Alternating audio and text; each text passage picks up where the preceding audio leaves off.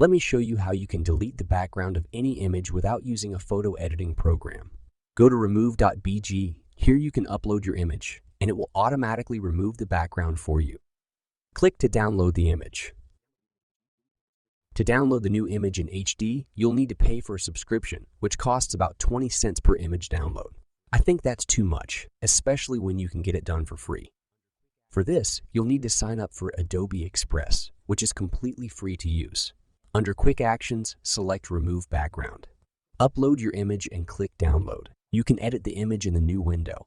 When you're done, click on Download at the top and choose your file format.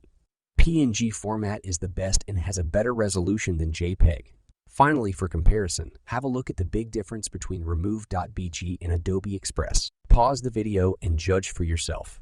If you like this video, show your appreciation by subscribing to my channel and by sharing it with your friends.